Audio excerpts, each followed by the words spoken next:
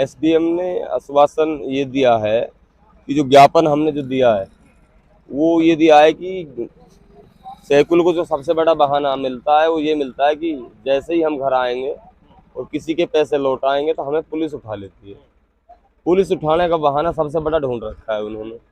हमने एसडीएम साहब से ये निवेदन करिए कि साहब पुलिस प्रशासन से अवगत कराओ आप, आपके माध्यम से, लेटर के माध्यम से, ताकि पुलिस इसमें थोड़ा गैप दे सके और 2, 5, 10 दिन के लिए सैकुल को घर आने से ना रोके, ना गिरफ्तार करें, ताकि सैकुल अपने घर आए और घर आने के बाद में वो सभी के मजलूम और गरीबों के पैसे को वापस तकसीम कर सके।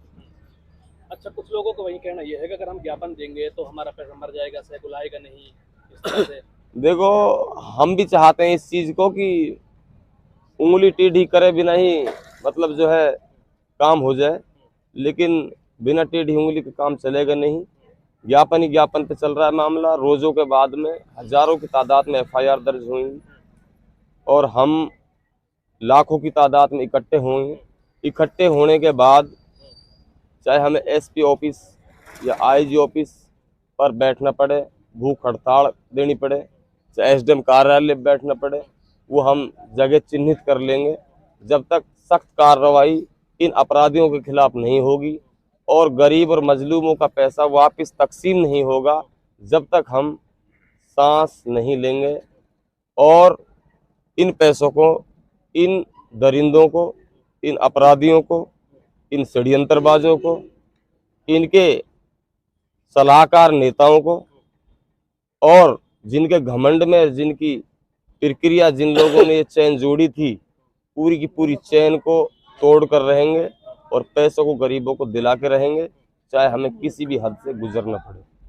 अच्छा, जैसा कि आपने लोगों के लिए आश्वासन दिया था कि हम भाई इस तरह से ज्ञापन देंगे कि पुलिस प्रशासन उनको आने की यहाँ इजाज़त दे, तो वो आकर यहाँ लोगों के सामान या पैसे दिलाए, तो लगता है आपको पुलिस प्रशासन इस तरह से आपकी इजाज़त आप मानेंगे? देखो, ऐसा है, ये जो सैकुल और क्या नाम यहाया और ये सब जो अपराधी हैं ठग, इन ठगों की जो प्रक्रिया चल रही है, इनका आईओ हमारे सीओ साहब हैं डीग, और डीग सीओ साहब से हम संपर्क करेंगे, सोमवार को करें या मंगलवार को करें, और उनसे बात करके, और अब या तो ये लोग कवर हो जाएं, इनका पैसा वापस लौटा दें, वरना हम बड़ी कार्रवाई करवाएंगे, चाहे किसी भी हद से जाना। अच्छा, तो आप जैसा कि आप देख रहे हैं सुबह काफ़ी लोग थे यहाँ जिनके पैसे जमा थे, लेकिन अब घटते घटते कुछ लोग हुए, तो आपको लगता है कि वापस रमजान का महीना है, रोजे में हम भी परेशान हैं। सुबह से ही हमारे पास भी बोला भी नहीं जा रहा है जी, और सुबह से एक पाम खड़े हैं धूप में,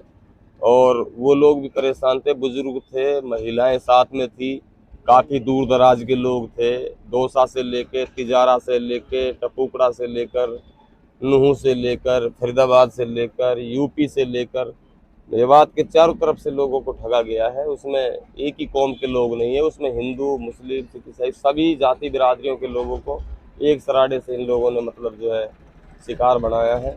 और इसमें बहुत ही निहात गरीब लोग हैं, इन लोगों का पैसा इनके पास हजम नहीं हो पाएगा, और ये इन्होंने बहुत ही गलत कृत्य किया है। अगर इस प्लानिंग से इन लोगों ने इसको षड्यंत्र को जो अंजाम दिया है, ये ठीक नहीं पड़ेगा। अच्छा, सरपंच साहब जब नीमल वालों से बात करते हैं तो वो कहते हैं कि हमारे पास नई अर्जी लगेंगी तो हम सामान दिलाएंगे। नई अर्जी ना लगा रहा 1 रुपया की भी, जूत और पड़ेंगे 50। नई अर्जी तुम्हारा बाप को भी ना लगाए। जलील और हराम खोर हो तुम, नई अर्जी की बात करते हो, हमें पढ़ा रहे हो पढ़े लिखे आदमियों को, बेवकूफ़ समझते हो क्या? नई अर्जी क्या होता है? नई अर्जी ये बहुत हो गया, बस वही लौटा दो, ईमानदार हो तुम। अगर तुम ईमानदार हो ना तो वो लौटा के दिखाओ, फिर नई अर्जी लगवाएंगे तुम्हारे लिए।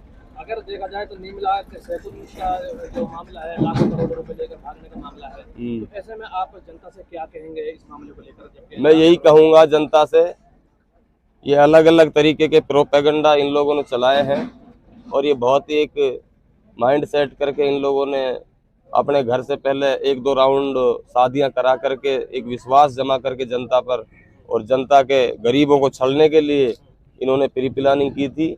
ऐसे फ्रॉड लोगों से, ऐसे लालचों में मत आएँ, ऐसे स्वार्थों में बिल्कुल ना आएँ। आप अपने बच्चों के लिए, अपने परिवारों के लिए कैसे कैसे करके 2 पैसे कमाते हो, कहाँ मजदूरी करिए, कि एक लेडीज का फोन आ रहा था मेरे पास गोविंदगढ़ की तरफ से। वो कह रहे थे भाई कपास बीन के लाए थे पैसा कमा के, बाकी का खेत रखा है उसके पैसे हैं, और 6 साल से बेटियां 2 सियाणी हैं। अब बताओ वो कहाँ जाएगी लेडीज, बेवा लेडीज है। अच्छा तो ऐसे हजारों मैटर हैं। मेरा लास्ट का सवाल है आपसे कि आप इस मामले को लेकर अगला कदम आपका इसमें अगला कदम मजबूत उठाएंगे, हड़कर नहीं उठाएंगे। बहुत बड़ी जनता होगी, 10,000 अर्जियां हैं, 10,000 अर्जियों से हम बोलेंगे 10-10 आदमी एक अर्जी वाला लेकर आएगा तो 1 लाख से ऊपर आदमी बैठेंगे। 1 लाख आदमियों को लेकर जहां बैठूंगा ना वहीं हालात गंभीर हो जाएंगे, फिर देखना तो तमाशा क्या होगा। ठीक है ना, पीछे हटूंगा नहीं, ये ध्यान रखना। और भाई अर्जीन वाले हमसे पीछे हट जाएं, इसका तो मेरे पास इलाज कुछ है नहीं।